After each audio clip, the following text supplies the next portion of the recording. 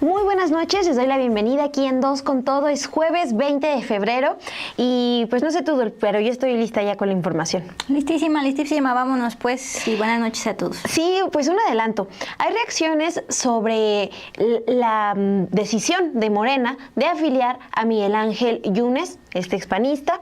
Bueno, hoy la gobernadora de Veracruz, Rocío Nale, vuelve a plantear que es importante cuidar a la militancia y sobre todo en Veracruz, que pues ha respaldado a Morena.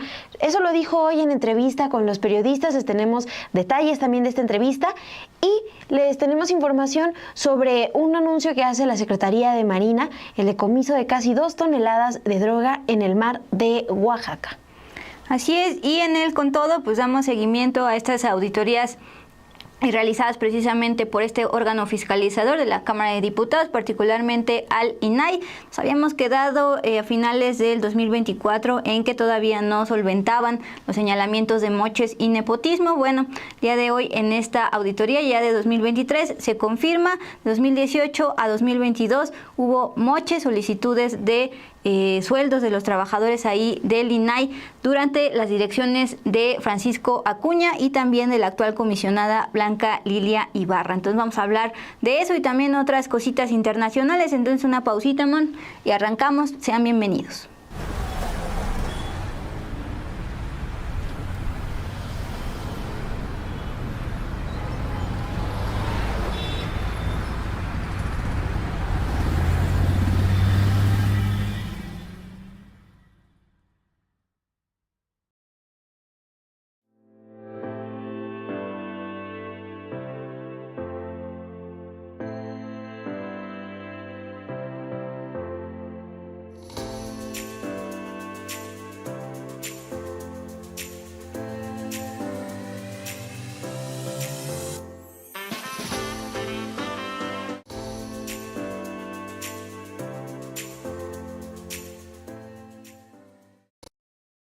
Muy buenas noches, gracias por estar conectadas con nosotras aquí en Dos con Todo. Gracias por dejarnos sus likes, sus comentarios que vamos leyendo a lo largo de esta transmisión.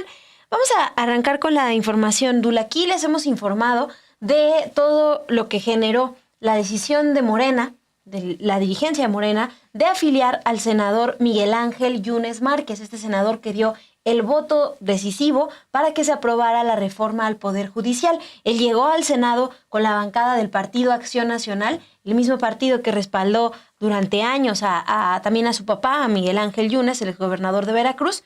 Bueno, después de toda esta controversia, la gobernadora de esa entidad de Veracruz, Rocío Nale, dio a conocer durante esta semana que pues, estaba en contra de la afiliación del senador Miguel Ángel Yunes Márquez. Hoy la gobernadora dio a conocer en entrevista para los periodistas que Luisa María Alcalde, la dirigente nacional de este partido, le informó que la Comisión de Honestidad y Justicia ya inició un proceso de revisión para esta afiliación del senador Miguel Ángel Yunes. También, pues recuerdo el rechazo de la senadora veracruzana Raquel Bonilla, la bancada de diputados local y el comité estatal, el rechazo que han planteado por la afiliación del senador Miguel Ángel Yunes. Nale, la gobernadora, escribió en su cuenta de X: de acuerdo a la petición que hicimos diputados federales, diputados locales, senadora, comité estatal de Morena de Veracruz y una servidora, me ha informado Luisa María Alcalde de la Comisión de Honestidad y Justicia del partido que Morena inició el proceso de revisión.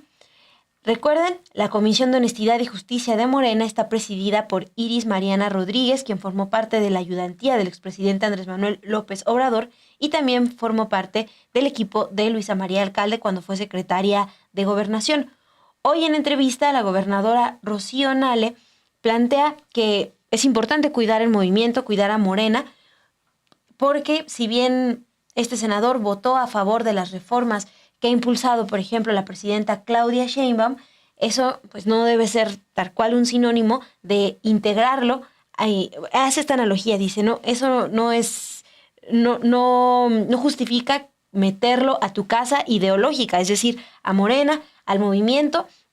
Planteó que tendría que haber una diferencia entre estas dos cuestiones, y también lo que comenta es que no se puede pasar por encima de una militancia que ha sido muy noble con Morena en Veracruz. Vamos a escuchar un fragmento de esta entrevista a la gobernadora Rocío Nale. Ahí sí tenemos que cuidarlo. Es un movimiento abierto, donde cabemos muchos, muchísimos, no todos, pero sí muchos. Hoy nuestro movimiento ha iniciado una afiliación para buscar llegar a 10 millones de afiliados. Yo digo que no vamos a llegar a 10, podemos llegar a más, a 20, si nosotros cuidamos el movimiento y actuamos con congruencia. ¿Y qué es el movimiento y qué es la congruencia? Tiene postulados el por qué estar en Morena, por qué luchar en Morena, qué se busca a través de Morena, quiénes ingresan a Morena, y es el pueblo completo. Entonces, si no hay si no hay ideología, si no hay postulados, si se tienen reservas, pues por supuesto que no. Ahora, ¿por qué yo como referente política de Veracruz salgo a manifestar y a decir el rechazo? No pueden aceptarle la membresía como activo. Pues porque no cumple nada, nada. Él está en el Senado en el 2024, él perdió con Morena acá con nosotros, llega como primera minoría. Está bien, así está la ley, se lo permite. Se acerca ahí a Morena para votar las reformas tan importantes que necesita el país. ¡Qué bueno! Yo lo dije también con ustedes. Qué bueno que está votando, porque es algo, pues ese no es un triunfo ni es un favor. Esa es una responsabilidad y algo que le debían al pueblo. Pero también les voy a comentar que tengo calidad moral para pedir esto. Yo fui la primera coordinadora del grupo parlamentario de Morena. Cuando llegamos 35 diputados. En esa primera bancada íbamos a tomar protesta ya como diputados y se nos sumó una diputada más, que había llegado por el PRD y que pidió ella sumarse a la bancada de Morena. ¿Qué hicimos? Porque eso lo marcan los estatutos y eso lo marca el propio reglamento interno legislativo de Morena. Yo como coordinadora puse en la mesa ante los 35 diputados que en ese tiempo la diputada Ariadna Montiel, una amiga a la que yo quiero muchísimo y una admiración muy grande porque es una mujer muy trabajadora, estaba solicitando pasarse a Morena. Los 35 diputados, en su mayoría, dijeron no. Dieron su explicación, el por qué no. En ese tiempo era presidente de Morena, Martí Batres. Entonces, pues yo notifiqué que los compañeros de la bancada no habían aceptado a la compañera Ariadna. ¿Qué hizo Ariadna? Se declaró independiente o sin partido, creo que se declaró sin partido dentro de la Cámara. Y se quedó ella todo un periodo legislativo sin partido.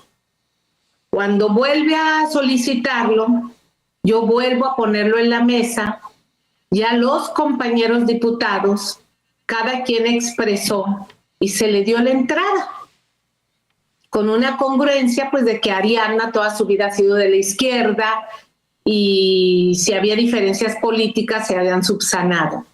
Por eso yo pedí, a ver, no hay las condiciones, no es el momento, no es la persona adecuada para entrar a nuestro movimiento y hay que cuidar el movimiento. Hay que cuidarlo, esa es mi obligación, pero también es la obligación de muchísimos militantes. Yo como referente o como una figura pública, voy a decirlo así, de Morena en Veracruz, pues tenía que reaccionar inmediatamente. Bueno, primero la entrevista completa, como todas las entrevistas, la pueden encontrar en su canal de YouTube favorito, sin embargo al aire. Me llama la atención, leías parte del perfil de quien está ahora bajo la presidencia de la Comisión Nacional de Honestidad y Justicia de Morena, es decir, bajo quien verdaderamente va a recaer la decisión de mantener o no a Yunes como afiliado a Morena, de acuerdo a lo propio dicho por la dirigente nacional Luisa María Alcalde.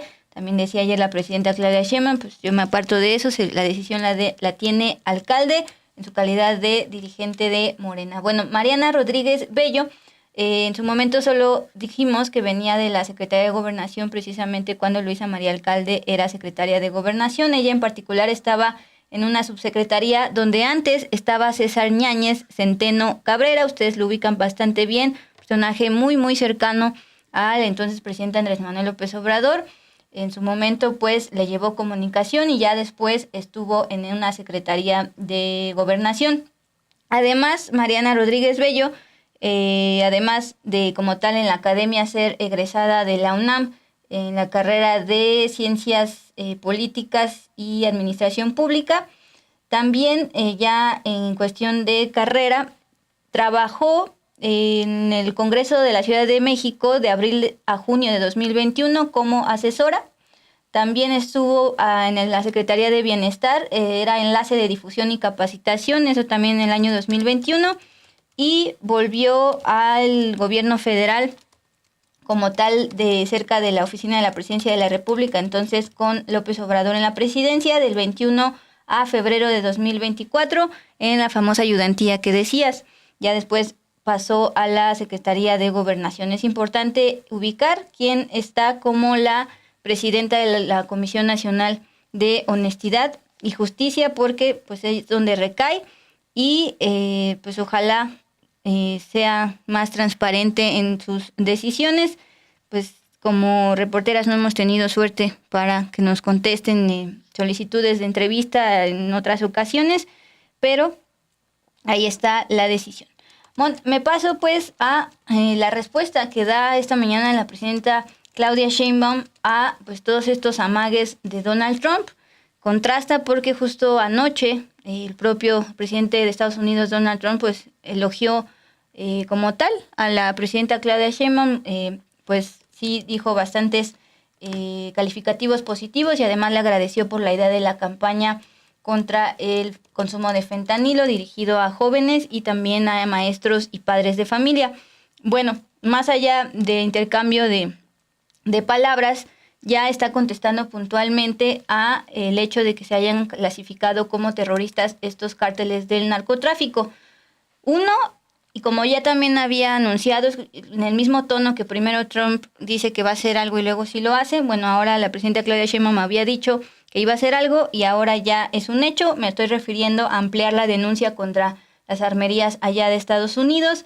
En el sondeo de la semana pasada nos dijeron una y otra vez que pues primero Estados Unidos, antes de estar pidiendo control del narco aquí en México y estarse metiendo en la soberanía nacional, que voltearan a ver a sus armerías, que eran los que envían la mayoría de las armas que terminan en manos del crimen organizado. Bueno, esa es la primera. Y la segunda, a nivel ya legislativo, pues envió 2 iniciativas, ya llegaron al Senado, por cierto, para hacer frente a este golpe que dio Donald Trump a clasificar a 6 cárteles mexicanos como organizaciones terroristas. Escuchemos de qué va esto. Lo segundo es que la Secretaría de Relaciones Exteriores está trabajando, ya lo vamos a presentar aquí, porque la demanda que tiene el gobierno de México a las productoras y distribuidoras de armas y después de la resolución del 8 de enero del Departamento de Justicia de los Estados Unidos reconociendo que el 74% de las armas incautadas en México provienen de los Estados Unidos, dado este nombramiento, pues tiene que haber un vínculo entre quien le vende a las armas a estos grupos delictivos que hoy han sido catalogados con este nombre por parte de los Estados Unidos. Entonces va a haber además una ampliación de esta demanda por complicidad de aquellos que vendan armas que son introducidas en nuestro país. Entonces, estos es los dos temas que queríamos presentarles, y como lo mencionamos ayer, para nosotros México es un país libre, independiente, soberano, y siempre vamos a coordinarnos, a colaborar en el marco de nuestras constituciones y de nuestras leyes. Bueno, eso es lo que anuncia la presidenta Claudia Sheinbaum acá en México. Hay también información sobre lo que está pasando en Canadá.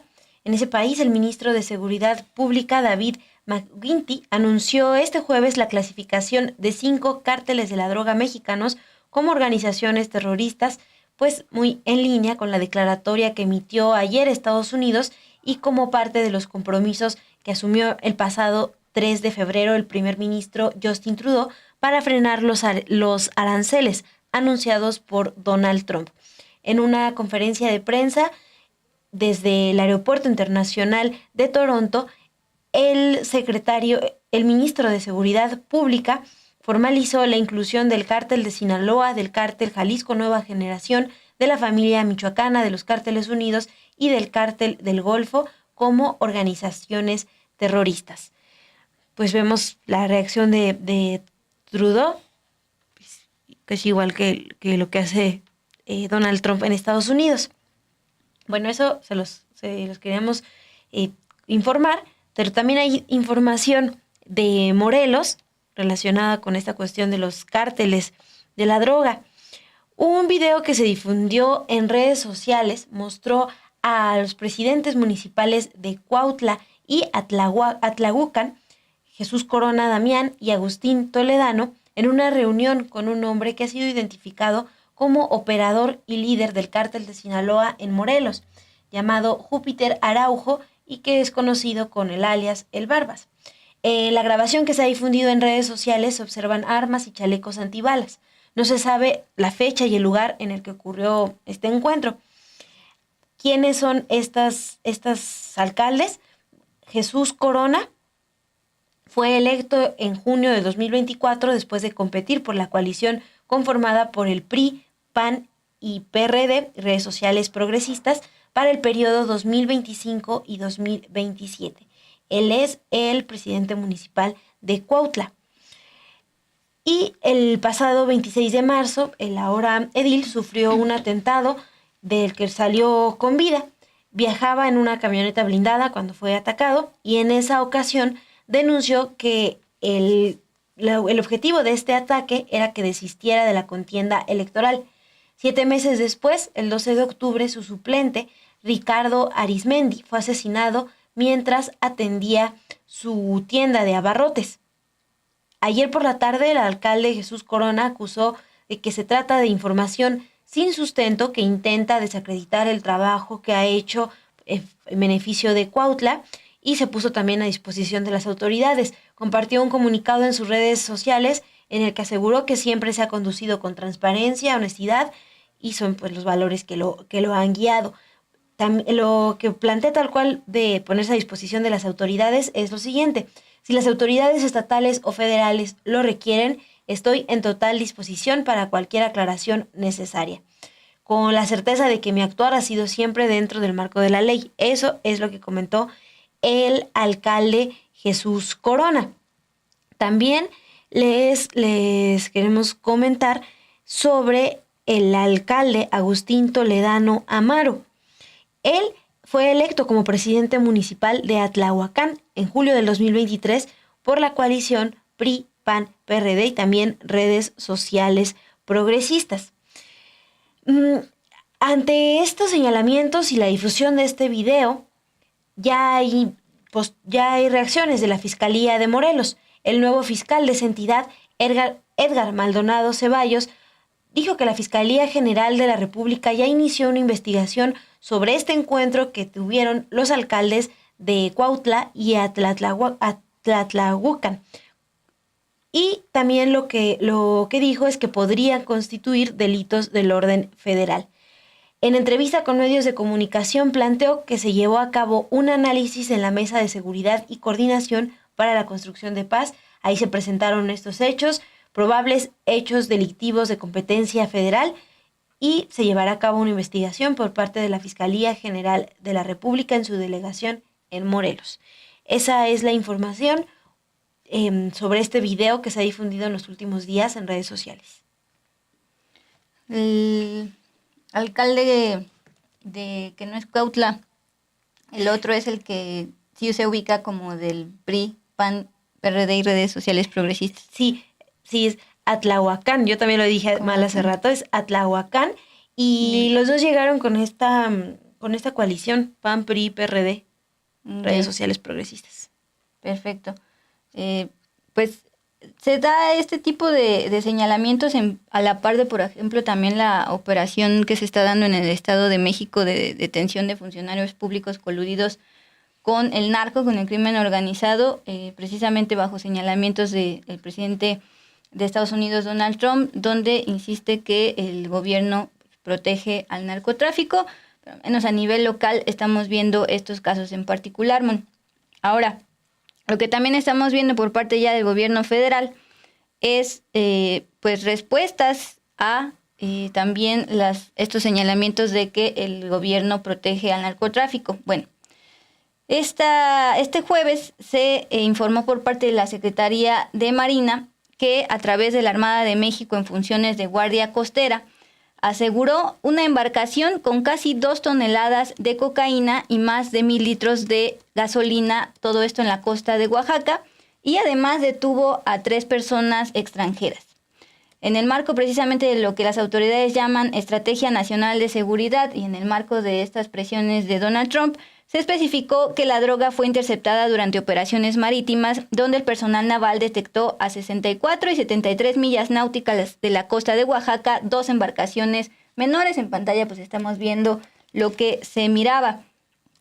La primera embarcación con 2 motores fuera de borda transportaba 38 bidones con capacidad de 60 litros con aproximadamente 780 litros de gasolina. La segunda estaba más interesante, contaba con 3 motores fuera de borda y transportaba además 55 bultos con un peso total aproximado de 1,922 kilogramos de cocaína y aproximadamente también 600 litros de combustible.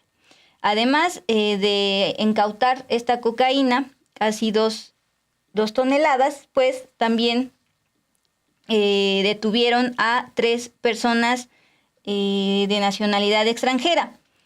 Al detenerlos se les informaron sus derechos y el motivo de su detención y estos materiales, tanto la gasolina como la cocaína, ya fueron trasladados a Salina Cruz, Oaxaca y también al puerto de Chiapas para que la Fiscalía General del Estado pues la tenga bajo su disposición. Hay ya una respuesta de la Embajada de Estados Unidos en México respecto a este incautamiento por parte de la CEMAR allá en las costas oaxaqueñas.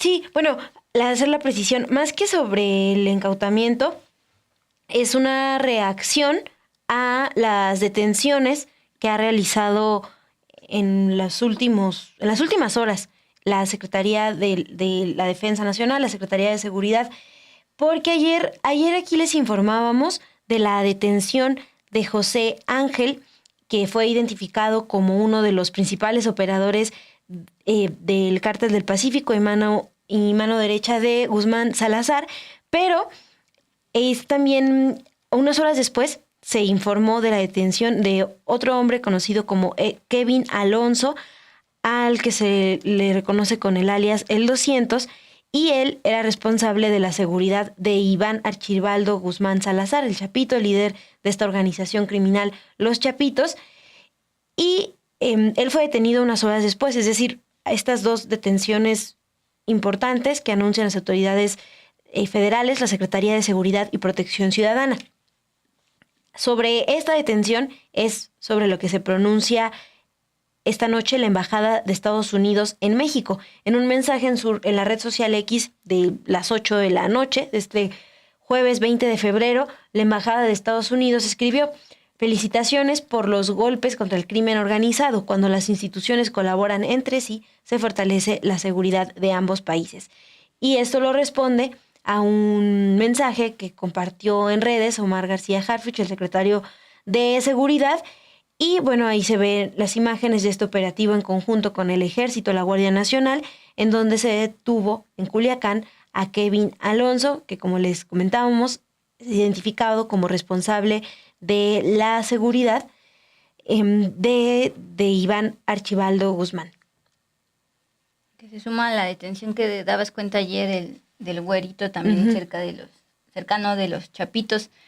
Simón, la confusión de la reacción fue porque justamente también a partir de un tuit del secretario de Seguridad, Omar García Harfuch, él también resalta este incautamiento de droga ya en el mar de Oaxaca, porque también hace la suma que desde el 1 de octubre a la fecha se han asegurado ya 26.508 kilogramos de cocaína en toda alta mar. Y recordar que así como ya el secretario de Economía, Marcelo Ebrard, se está reuniendo en Washington con su par, la Secretaría de Comercio, allá con la administración Trump, va a hacer lo propio García Harfuch con las autoridades de seguridad allá de Estados Unidos. Insisto, leamos todo esto pues bajo los intercambios de señalamientos de Donald Trump en torno al flujo de fentanilo aquí en México y la respuesta ya del gobierno mexicano a nivel legislativo, las iniciativas que envían hoy sobre soberanía y también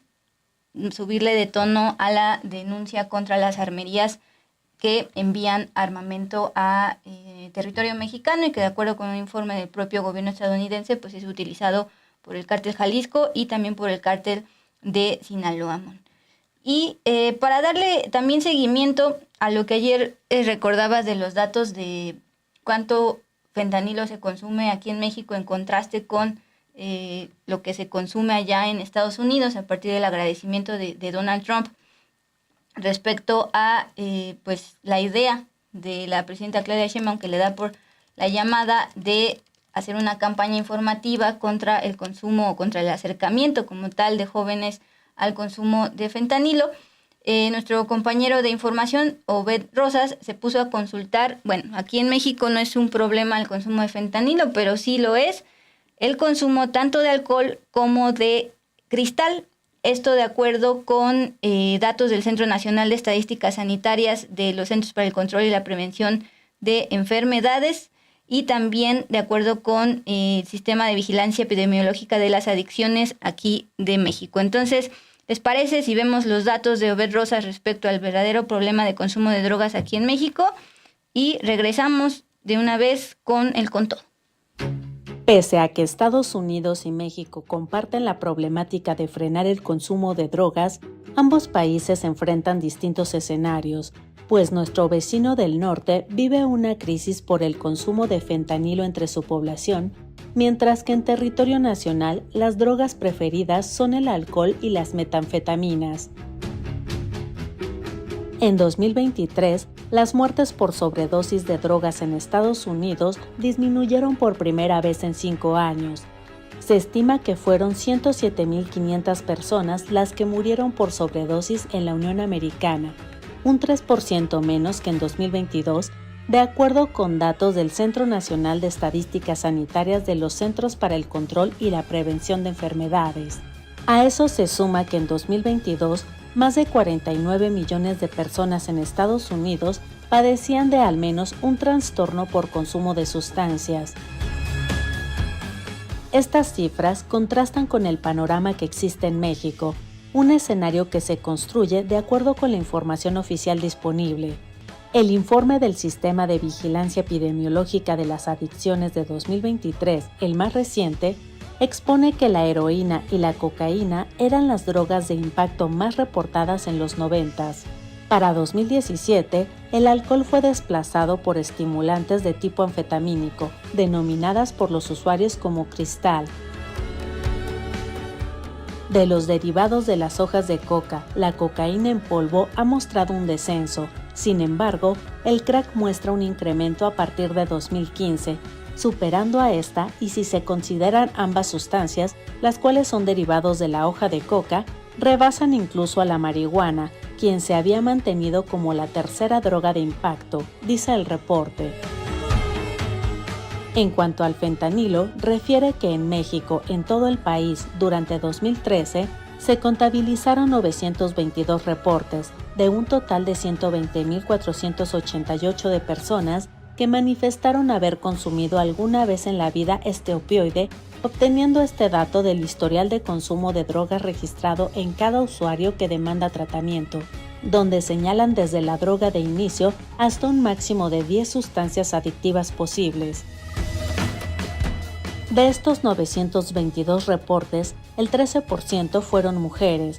Las mayores proporciones se concentran en Baja California, Sonora, Chihuahua y Nuevo León. Solamente los estados de Tamaulipas y Oaxaca no han reportado ningún usuario que haya consumido fentanilo alguna vez en la vida en los reportes de sus centros de tratamiento y rehabilitación no gubernamentales.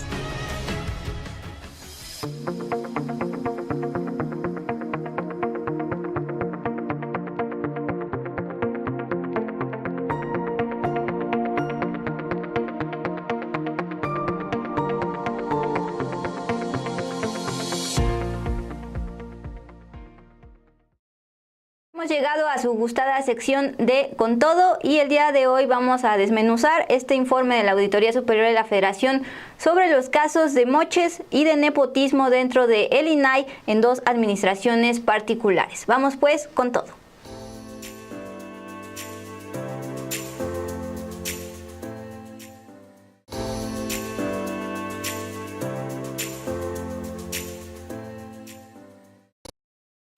Bien, pues como todos los 20 de febrero, la Auditoría Superior de la Federación hizo lo suyo, es decir, publicar su informe. En esta ocasión fue la tercera entrega de la Cuenta Pública 2023. En su momento, el año pasado, cuando hablamos sobre temas de moches, nepotismo y uso de tarjeta corporativa para viajes y viáticos dentro del INAI para comisionados, pero en general también dentro de funcionarios, nos quedamos en puntos suspensivos porque en la entrevista con el comisionado presidente Adrián Alcalá, pues él dijo que todavía nada era definitivo, que todavía estaban en periodo de solventación y estaban en espera de este informe que se publica el día de hoy. Bueno, pues este informe, en pocas palabras, dice que no lograron solventar nada y en efecto hubo moches, es decir, les pidieron a los trabajadores pues un pedacito entre el 10 y el 60% de su salario. Esto ocurrió, ya se tiene bien definido, de 2018 a 2022, es decir, en barra a dos presidencias, Francisco Javier Acuña Llamas, quien actualmente trabaja en el Tribunal Electoral, y a Blanca Lilia Ibarra Cadena, entonces era comisionada presidenta, actualmente sigue siendo comisionada en lo que se termina de desaparecer el INAI en espera de las leyes secundarias. Vamos a ver este resumen que nos prepararon en la unidad de multimedias y regresamos con los detalles.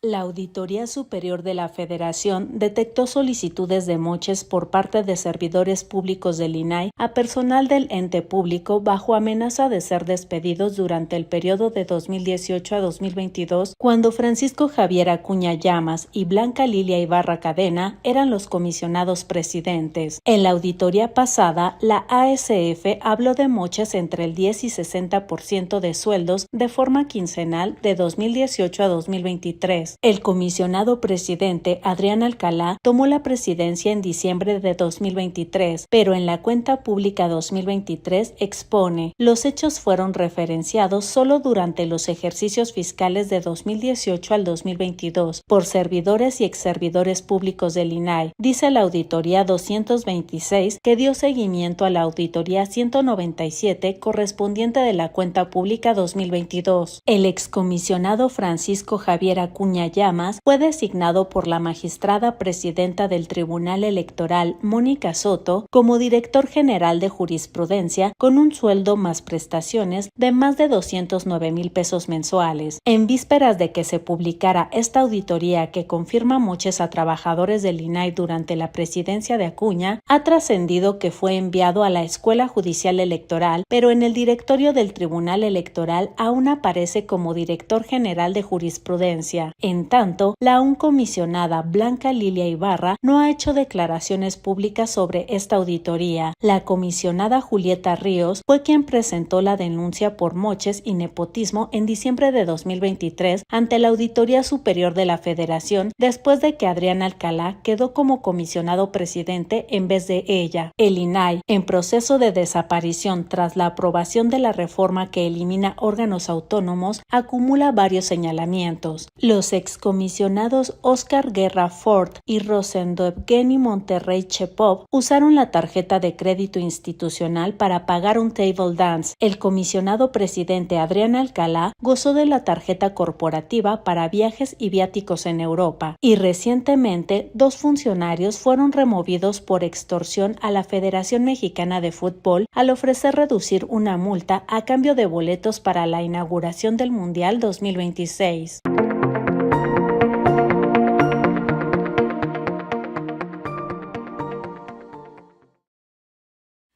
¿Recordabas, Dul, que hace unos meses les dimos detalles sobre lo que planteó la entonces última auditoría que se realizó? Ahí se plantearon la solicitud de moches a los trabajadores del Instituto Nacional de Acceso a la Información, el INAI, de entre el 10 y el 60% de sus sueldos de forma quinquenal de entre 2018 al 2023.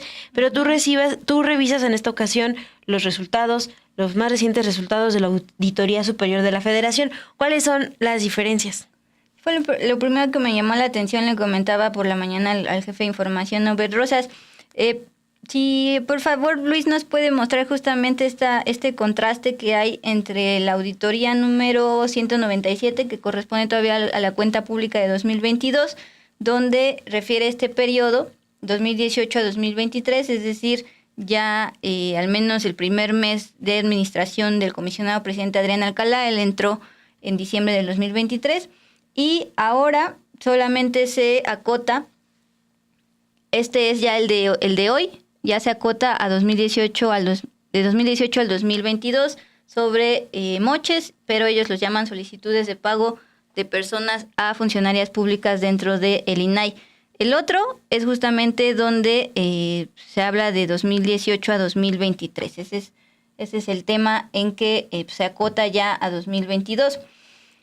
Y pues justamente es la pregunta de quiénes estaban ahí como comisionados presidentes. De 2017 a 2020 estuvo Francisco Javier Acuña Llamas y de 2020 a 2023 Blanca Lilia Ibarra Cadénamo. Y Adrián Alcalá tomó la presidencia en diciembre del 2023. Uh-huh. Por eso cuando en la entrevista le preguntábamos pues qué tema con los moches, pues él decía, nosotros ya no terminamos con eso, al menos según la auditoría, y aunque cambió del 23 al 22 entre informes, pues ya no se puede señalar a Alcalá como también líder de estas redes de moches. A quien sí es al excomisionado Francisco Javier Acuña Llamas. Él actualmente es funcionario público, es decir, pues está con fuero. También tiene Luis material sobre dónde anda trabajando. Él fue designado por la magistrada presidenta del Tribunal Electoral, Mónica Soto, como director general de jurisprudencia. Como director general de jurisprudencia estaba ganando más de 200,000 pesos mensuales, tanto sueldo como prestaciones. Es curioso, Mon, porque una cosa son los trascendidos periodísticos y otra cosa es lo que muestra este directorio del Tribunal Electoral. Me decían, no lo han actualizado. Actualmente se ve todavía como director general de jurisprudencia, pero justamente cuando explota no tanto la auditoría de nepotismo y moches del año pasado que informamos, sino cuando explota el tema de las extorsiones de los funcionarios a la Federación Mexicana de Fútbol para pedirles a cambio de que les reducían la multa por violar el derecho de protección de datos personales, pues unos boletitos para la inauguración del Mundial 2026. Explota eso, recuerden, lo publica el Universal, escala la conferencia matutina, la presidenta Claudia Sheinbaum dice, pues nada más faltaba eso, y manda una investigación, aparte de la investigación interna del INAI, y entonces trasciende que a Acuña lo quitan de esta Dirección General del Tribunal Electoral y lo pasan a la Escuela Judicial Electoral. Pero al menos el directorio ahí sigue apareciendo y la propia Plataforma Nacional de Transparencia pues te muestra cómo gana sus 200,000 pesos. Tramposamente dice 30,000 gana en sueldo, pero le desglosas prestaciones y está ganando pues más que la figura de la presidencia, es decir, alguien más que pues viola este artículo constitucional. Eso por el lado de Francisco Javier Acuña Llamas. Pues por acá leía que no iba a pasar nada. Y en el caso de él, pues es funcionario, entonces no. Bueno, en esta auditoría lo que detecta también es el cobro de moches durante la gestión de Blanca Lilia Ibarra Cadena como comisionada. Ahí, ¿qué detalles se encuentran en la auditoría superior? Pues justamente ella fue comisionada presidenta del INAI de 2020 a 2023, es decir, el periodo que, de acuerdo con las entrevistas que estuvieron realizando con los propios trabajadores y ex trabajadores en el INAI, pues sí, también avaló estos moches. En contraste con, por ejemplo, la comisionada Julieta Ríos, que se la ha pasado dando entrevistas y tuiteando al respecto, porque ella fue la que presentó esta denuncia, pues Blanca Lilia Ibarra no ha dicho absolutamente ni pío al respecto. Y, insisto, Julieta de Ríos pues ha estado tuiteando muchísimo porque recuerden que ella quería ser la comisionada presidenta del INAI, pero al final se eligió a Adriana Alcalá. Acto seguido, diciembre de 2023, presenta la denuncia ante la Auditoría Superior de la Federación por moches, nepotismo, viajes y demás. Y por eso estaba muy emocionada de que hoy se iba a publicar ya como tal. Entonces se avienta este tuitazo. La vida pone a cada quien en su lugar. Previamente publicó hasta un video donde dice, hoy van a publicarlo, se publica y dice, las auditorías son unas áreas de oportunidad que ante la adversidad que vivimos, qué mejor que hombres y mujeres talentosos, más de 700, es decir, los trabajadores del INAI, salgan orgullosos de esta institución y no como un grupo de poder que existía y que algunos todavía siguen aquí. Esto lo tuiteó una comisionada que abiertamente, incluso en sesiones del INAI, se ve la tensión que tiene con la rivalidad que tiene con el comisionado presidente Alcalá. De hecho, acuérdense que en la entrevista que nos dio, también el propio presidente Alcalá dice de parte de quién viene esta auditoría, también con un guiño claro a la denuncia de la comisionada del Río. Y sobre estos señalamientos de uso ilegal de los recursos públicos, recuerden ustedes que el INAI, que está en proceso ya de desaparición después de que se aprobó la reforma que elimina a los órganos autónomos, pues se acumula varios señalamientos. Los excomisionados del INAI, Óscar Guerra Ford, y el excomisionado Monterrey Chepov fueron identificados por usar la tarjeta de crédito institucional para pagar en un table dance. El comisionado presidente Adrián Alcalá gozó también de la tarjeta corporativa para viajes y viáticos en Europa y recientemente, pues lo que recordabas de estos dos funcionarios que fueron removidos del instituto por extorsión a la Federación Mexicana de Fútbol al ofrecer reducir una multa a cambio de estos boletos para la inauguración del Mundial 2020. 2026, perdón, sí. Y les recuerdo un fragmento de lo que comentó en entrevista el comisionado presidente Alcalá en noviembre pasado.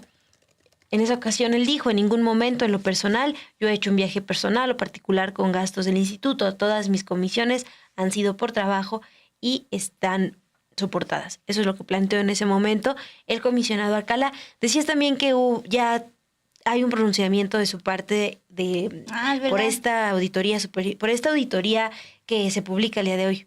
Sí, vamos con eso. Justamente también él estuvo dando entrevistas a medios en contraste con la comisionada Blanca Lilia Ibarra, que sale embarrada en esto, y comparte el propio INAI las declaraciones del comisionado presidente. Dice, como presidente de este instituto, mi responsabilidad es vigilar que se atiendan estas situaciones y así lo haremos con esas recomendaciones en cuanto nos lleguen. Solventaremos cualquier duda pero insisto, la auditoría les está diciendo que tuvieron chance de hacerlo y no lo solventaron, entonces la observación continuó, la observación sobre particularmente moches y particularmente nepotismo. Ahorita nos vamos con el tema de nepotismo. En los próximos 30 días tendremos que explicar de manera clara el tema del nepotismo. Se está investigando y se llegará hasta las últimas consecuencias. El 20 de marzo ya se cumplen los 3 meses que tenían para el surgimiento de las leyes secundarias para la desaparición de los órganos autónomos, incluyendo el INAI.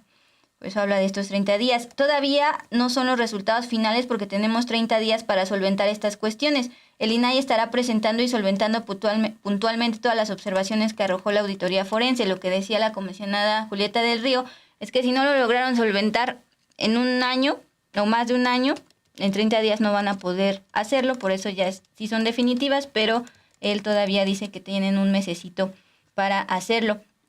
Quiero aclarar esta confusión de Ana G. Dice, y Anaya, es decir, el senador Ricardo Anaya, ahora coordinador de senadores del PAN, dio una conferencia donde quiere que vaya Ramírez Acuña a hablar con los legisladores de Estados Unidos porque es un gran funcionario. No son los mismos. Anaya, panista, se refiere a un senador, Francisco Ramírez Acuña, y este personaje es Francisco Javier Acuña Llamas, que trabajó tanto en el INAI como en el Tribunal Electoral, en varios cargos. Actualmente trabaja en el Tribunal Electoral, designado por la magistrada presidenta Mónica Soto en una dirección general. Luego lo pasan a una escuela en medio del tema del Femex Food y la extorsión, pero todavía ahí anda como funcionario público, a pesar de que hoy sale que está en su periodo como presidente. Ocurrió esto de los moches. Nos pasamos al tema de nepotismo porque en la auditoría de 197, cuenta pública 2022, se hablaba en general de que se sentaron a hablar con pues varios trabajadores, respondieron cuestionarios y ahora ya se tiene el número exacto. Tienen 759 plazas al menos autorizadas en 2023, es decir, más de 700 personas trabajan en el INAI. Pero la Auditoría Superior de la Federación, luego de estas entrevistas, ya identificó el nepotismo en 62 funcionarios públicos. Aquí viene como tal el desglose. Se constató que 62 servidores públicos del INAI contaron con familiares dentro del instituto, donde se identificaron vínculos de padres, madres, hijos, hermanos, primos, tíos y cónyuges. Asimismo, 2 personas servidores públicas del INAI contaron con parentesco de hermanos y en la misma área de adscripción. Juntamente hablando de nepotismo, recordamos el caso por el que ha señalado el propio comisionado presidente Adrián Alcalá. En la entrevista que tuvimos lo negó porque no era cuestión de jerarquía.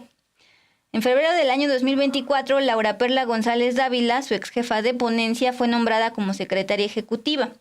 Iván Santos Vázquez, el esposo de González Dávila, trabaja actualmente en la Dirección General de Enlace del INAI y también en el 2023 laboraba en la Subdirección de Coordinación de la Secretaría Ejecutiva, ese como un ejemplo. Y decía el tema de que iban a solventar en 30 días el tema del nepotismo. Bueno, aquí dice lo que plantea la auditoría en torno a todo el tiempo que tuvieron para solventarlo y no lo hicieron. El área de control de ingresos y nómina del INAI informó a la auditoría que el INAI siguió sin contar con mecanismos de control o de seguimiento para ubicar a los servidores que tuvieran algún familiar dentro del INAI. Tampoco se contó con mecanismos de control para prever algún conflicto de interés con motivo de contratar servidores públicos durante el 23, ni tampoco se verificó que el personal que contó con lazos de parentesco tuvieran conflicto de interés al trabajar juntos en la misma área. Al no tener estos controles, salen los 62 y dice que en 30 días lo van a resolver. Pues ese dato de a ver si en 30 días sí se resuelve es importante tomarlo en cuenta. También es de otra parte. Lo que detecta esa auditoría es que derivado de 8 entrevistas a servidores y exservidores públicos del instituto, se observó que 3 servidores públicos del INAI con cargos de jefe de departamento, enlace y auxiliar administrativo, inicialmente habían sido contratados con el puesto de chofer y ya después ocuparon cargos administrativos en el instituto. La auditoría verificó que no realizaron las funciones que se enuncian en los formatos de descripción y perfil de puestos.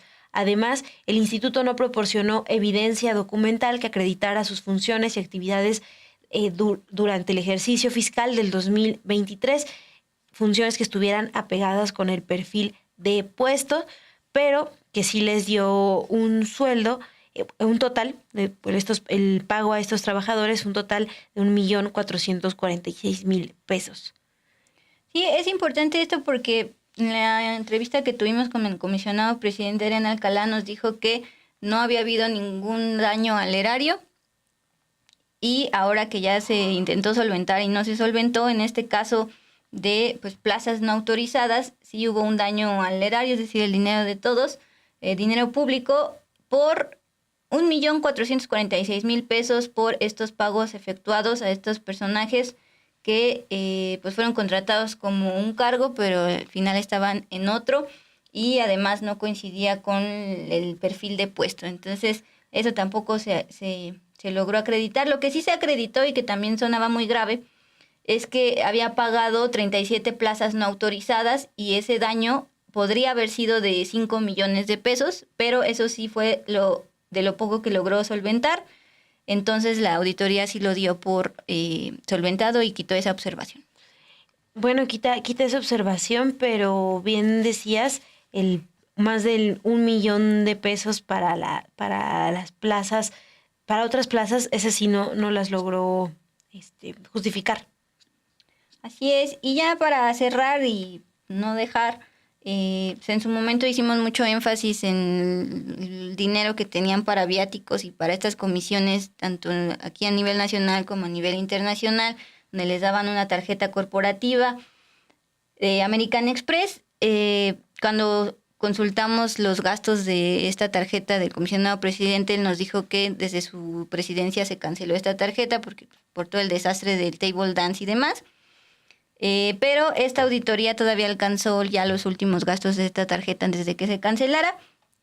Y en resumen, volvió a pasar lo mismo. Cantidades superiores a las tarifas autorizadas, dinerito. Realizaron erogaciones fuera del periodo de la comisión autorizada. Comisión es el viaje que se van para hablar de transparencia y demás. Realizaron pagos por consumo de más de una persona, es decir, además del comisionado. No realizaron las comprobaciones de viáticos de forma individual, efectuaron pagos por conceptos no autorizados y no verificaron que las fechas de emisión de los comprobantes fiscales a nivel digital de los hospedajes presentados dentro de la comprobación. Entonces se volvió a repetir el tema de que iban a una comisión pero no reportaban bien sus gastos y entonces gastaban más, o incluso iba más de una persona a esta comisión, aunque fuera solo encargo del comisionado. En general de los 4 comisionados del INAI.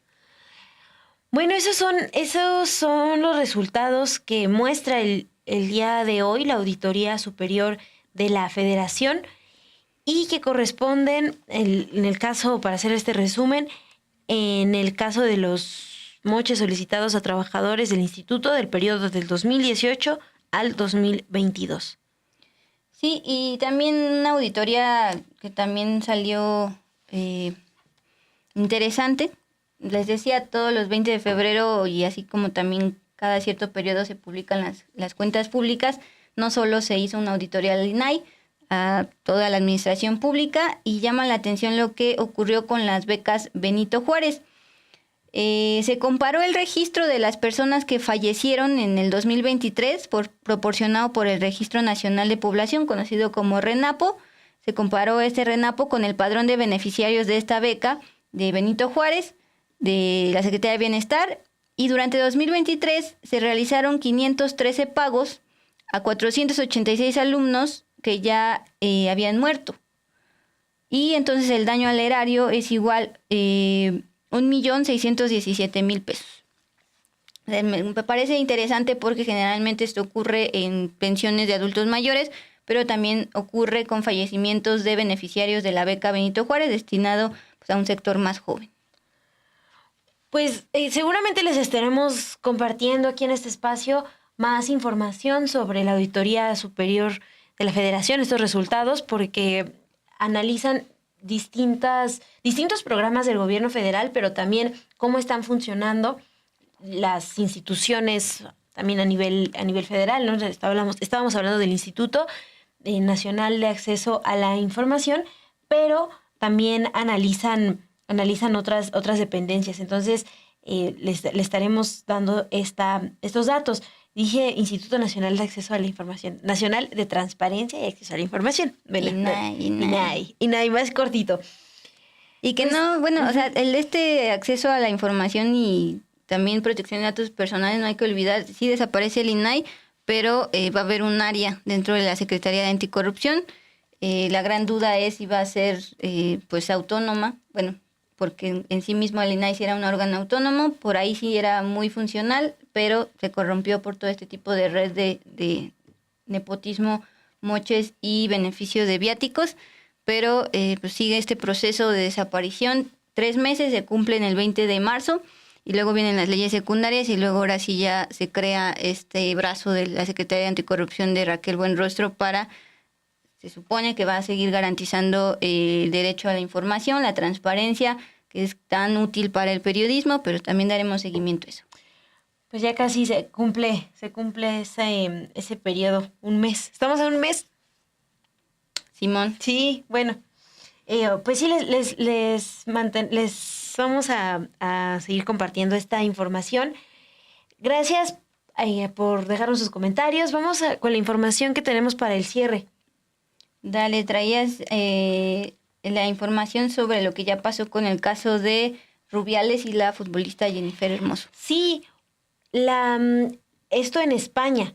La Audiencia Nacional, que es un tribunal español que tiene jurisdicción en todo el país, ya condenó al expresidente de la Real Federación Española de Fútbol, Luis Rubiales, a 18 meses de multa con cuota de 20 euros al día, es decir, unos 10.800 euros, por un delito de agresión sexual por besar sin el consentimiento de la futbolista Jennifer Hermoso. En una sentencia que la agencia Europa Press informa, de la que toma información, muestra que el magistrado José Manuel Fernández Prieto prohibió a Rubiales acercarse a la futbolista Hermoso en un radio de 200 metros y comunicarse con ella durante un año. Así dejó claro que no hubo consentimiento en este beso. Recuerden ustedes que Luis Rubiales, después de este beso que da a la futbolista, pues trata de justificarse, dice que era un saludo, que había autorización cuando claramente no fue así. Bueno, con lo que ahora determina la Audiencia Nacional, Rubiales tendrá que indemnizar a la futbolista con 3.000 euros por el daño moral causado por este beso sin consentimiento, unido al momento y el lugar en que se proporcionó, a la vista de miles de personas asistentes en el estadio de fútbol y de los miles de telespectadores que veían la ceremonia de premiación por televisión. Es también importante recordar que la Fiscalía solicitó que se le impusiera una sanción de 2 años y 6 meses privado de la libertad por los delitos de agresión sexual y coacciones. Esa es la sentencia que estaban buscando para Luis Rubiales, expresidente de la Federación Española de Fútbol. Y también además de Rubiales, bueno, el juez ha acordado absolver al exdirector de la selección española, Albert Luque, el ex seleccionador femenino Jorge Vilda y el ex responsable de marketing de la Federación, Rubén Rivera. Para ellos, el Ministerio Público Español también estaba pidiendo una condena de 1 año y 6 meses de cárcel por el delito de coacciones. Entonces, pues al final solo es condenado Luis Rubiales, expresidente de la Federación Española, por un pago. Va a pagar una multa y el delito es un delito de agresión sexual. Que hasta el último momento dijo que no había sido su intención y bla, bla, bla. Sí, nunca asumió la responsabilidad. Bueno, ahora ya es sentenciado, pero con este pago económico. Ok. También traías un caso de acoso y también creo que tiene que ver con deporte. Sí, es está en otro deporte. Este tiene que ver con El tenis, tenis. Sí. La Women's Tennis Association confirmó que la tenista británica Emma Raducanu fue víctima de acoso y del comportamiento obsesivo de un hombre durante su partido el pasado lunes en el torneo que se realizó en Dubái, y donde jugó contra la checa Karolina Muchova. Durante este encuentro, la tenista Emma Raducanu, de 22 años, se dirigió llorando durante el segundo juego a la juez del choque y después se escondió detrás de la silla de la jueza. Rápidamente detuvo el partido y pues habló por su radio para informar de lo sucedido. Después de esto, la jugadora de tenis volvió a la pista y concluyó el juego. Pero ya hay información que da la Asociación de Mujeres de Tenis y escribió en un comunicado lo siguiente: el lunes 17 de febrero, Emma Raducanu fue abordada en una zona pública por un hombre que mostró un comportamiento obsesivo. Este mismo individuo fue identificado en las primeras filas durante el partido de Emma el martes en el juego en Dubái y posteriormente expulsado. La asociación señaló que a este hombre se le prohibirá participar en todos los eventos a la espera de una evaluación de la amenaza. También añadió: la seguridad de las jugadoras es nuestra prioridad y los torneos reciben asesoramiento sobre las mejores prácticas de seguridad para eventos deportivos internacionales. Entonces, pues dos casos que nos muestran este acoso hacia jugadoras profesionales. Deportistas, una tenista y una jugadora de fútbol que era uno de los mejores días de su vida y lo arruina este señor. Pero bueno, gracias por habernos acompañado en este jueves. Bastantes comentarios sobre todos los temas. Y también Luz Clara dice: ¿a dónde puedo reportar la malversación de pensiones con pruebas que quedaron en mi celular? Ya le puse mi correo electrónico, es con 2 U, por el tema de pues que se dieron becas Benito Juárez a pues jóvenes que ya aparecían fallecidos en el registro de la población. Y Amalia Cruz: la desfachatez de esta gente qutándole el dinero a los empleados y estos pagando el favor de ser contratados, lo mismo que la Corte. Luz Clara abunda sobre este tema. A mi madre no le quisieron pagar su pensión de adulto mayor y la señora se quedó con ese dinero. No reportó la muerte de mi madre y tengo mensajes de sus pagos después de 2 años de muerta. O sea, a veces también lucran con eso. Entonces ahí está el correo. Y sí, mientras tanto... Sí. Pues sí, gracias por dejarnos sus comentarios. Ya antes de despedirnos le iba a agradecer a Octavio Estrella, que nos escribió hace un ratito, ya no les contestamos, a Martina Trejo, a Claudia Ramírez, que dice que dejó su like para Pedro Mellado y para Dos con Todo. Entonces muchas gracias por esperarse a la transmisión para dejarnos acá su like. Pues con esto terminamos por hoy, pero nos vemos, ya saben, mañana aquí a las 8:30. Descansen, buen jueves.